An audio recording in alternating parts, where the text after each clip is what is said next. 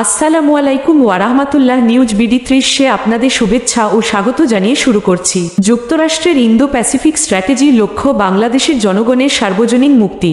Mushfiqul Fazal Ansari, state department correspondent, Washington, 14 ফেব্রুয়ারি 2024 বুধবার।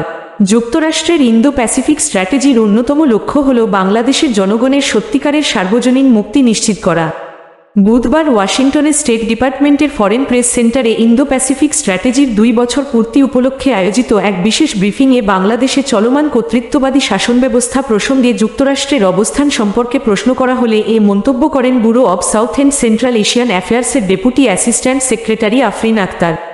আফরিন বলেন, So I think, we are focused. We are incredibly focused on engaging civil society in Bangladesh. Again, the first pillar of the Indo-Pacific strategy is a free and open Indo-Pacific region. So I talked about the South Asia Governance Fund. We're working with farmers in Bangladesh that were struggling to obtain government services, but that's just one small facet. We're working with labor organizers. We're working with a whole range of civil society actors. And our goal in doing so is to really build up civic space in Bangladesh, preserve civic space, build democratic institutions over the long term. We're also engaged broadly with Bangladesh on broader sets of priorities, and we were actually pleased to see Bangladesh's Indo-Pacific outlook, which really mirrors a lot of what we're trying to do in terms of economic investment, working with Bangladesh on climate change, building out security and defense cooperation between our two countries. Bangladesh is, of course, one of our largest peacekeeping contributors, and we're very pleased to support that effort. So we actually do see broad alignment between our strategy, their outlook.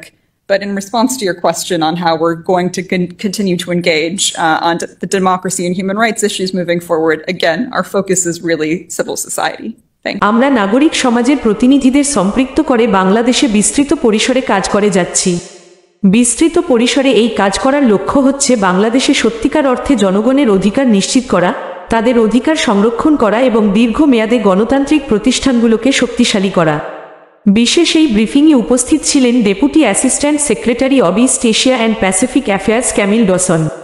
ব্রিফিংয়ে মডারেটরের দায়িত্ব পালন করেন public অ্যাফেয়ার্সের কর্মকর্তা Miranda Patterson. ব্রিফিংয়ে বাংলাদেশ প্রসঙ্গে করা প্রথম প্রশ্নে দেশটিতে কর্তৃত্ববাদী শাসনের উত্থানের কথা উল্লেখ করা state department correspondent Mushfiqul Fazal Ansari জানতে চান, বাংলাদেশে যেভাবে কর্তৃত্ববাদী শাসন ব্যবস্থার উত্থান ঘটেছে সেই প্রেক্ষাপটে দেশটিকে সঙ্গে নিয়ে যুক্তরাষ্ট্র কিভাবে ইন্দো প্যাসিফিক স্ট্র্যাটেজি বাস্তবায়ন করবে।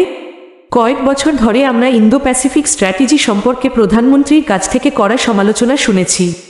বাংলাদেশের নতুন কর্তৃত্ববাদী সরকারের সঙ্গে এই স্ট্র্যাটেজি নিয়ে আপনাদের পরিকল্পনা কি? জবাবে আফরিন বলেন, আমি মনে করি আমরা বিষয়টিকে বাংলাদেশ ইস্যু গুরুত্ব দিচ্ছি। বাংলাদেশে সুশীল সমাজের অধিকার নিশ্চিতে অবিশ্বাস্যভাবে গুরুত্ব দিয়ে কাজ করে যাচ্ছে যুক্তরাষ্ট্র। আবার ইন্দো প্যাসিফিক স্ট্র্যাটেজির প্রথম স্তম্ভ হল একটি অবাধ ও উন্মুক্ত ইন্দো প্যাসিফিক অঞ্চল। এ কারণেই আমি এখানে সাউথ এশিয়া গভর্নেন্স ফান্ড নিয়ে কথা বলেছি। বাংলাদেশের যে সকল কৃষকদের সরকারি সেবা পেতে অনেক কষ্ট করতে হয় তাদের সেবা দিতে আমরা কাজ করছি। তবে সেটা ক্ষুদ্র প্রয়াসের একটি অংশ বলা যেতে পারে। আমরা শ্রমিক সংগঠক সঙ্গে কাজ করছি। নাগরিক সমাজের প্রতিনিধিদের সম্পৃক্ত করে বাংলাদেশে বিস্তৃত পরিসরে কাজ করে যাচ্ছি। বিস্তৃত পরিসরে এই কাজ করার লক্ষ্য হচ্ছে বাংলাদেশে সত্যিকার অর্থে জনগণের অধিকার নিশ্চিত করা, তাদের অধিকার সংরক্ষণ করা এবং দীর্ঘমেয়াদে গণতান্ত্রিক প্রতিষ্ঠানগুলোকে শক্তিশালী করা। তিনি আরও বলেন, এগুলো ছাড়াও অগ্রাধিকার ভিত্তিক বিভিন্ন বিষয় নিয়ে বাংলাদেশের সঙ্গে বিস্তৃত পরিসরে কাজ করে যাচ্ছে যুক্তরাষ্ট্র। অর্থনৈতিক বিনিয়োগ, জলবায়ু পরিবর্তন, নিরাপত্তা এবং প্রতিরক্ষা সহযোগিতার ক্ষেত্রে দুই দেশের ইন্দো প্যাসিফিক স্ট্র্যাটেজির লক্ষ্য অনুযায়ী বাংলাদেশ যে পরিকল্পনা নিয়েছে তাতে যুক্তরাষ্ট্র সন্তুষ্ট। আমাদের পরিকল্পনার অনেক কিছুই এতে প্রতিফলিত হয়েছে। ডেপুটি অ্যাসিস্ট্যান্ট সেক্রেটারি আফরিন বলেন, বাংলাদেশ অবশ্যই শান্তিরক্ষা মিশনে বৃহৎ অবদানকারী দেশগুলোর একটি। আমরা সেই প্রচেষ্টাকে সমর্থন করতে পেরে খুবই আনন্দিত। তিনি বলেন, যুক্তরাষ্ট্রের ইন্দো প্যাসিফিক স্ট্র্যাটেজি এবং বাংলাদেশের পরিকল্পনার মধ্যে ব্যাপক সম্পৃক্ততার বিষয় রয়েছে।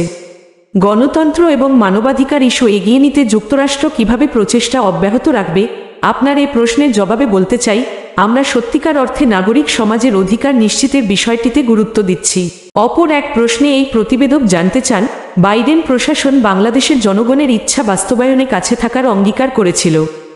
বাংলাদেশে গণতন্ত্র পুনঃপ্রতিষ্ঠায় যুক্তরাষ্ট্র কোনো সুনির্দিষ্ট ব্যবস্থা গ্রহণ করছে কিনা আমরা কিছু সমালোচনা দেখেছি এবং আমি ওয়াল স্ট্রিট জার্নালের রিপোর্টের কথা উল্লেখ করতে পারি, যেখানে তারা লিখেছে যুক্তরাষ্ট্র বাংলাদেশে গণতন্ত্র বিকাশের ক্ষেত্রে পিছু হটেছে।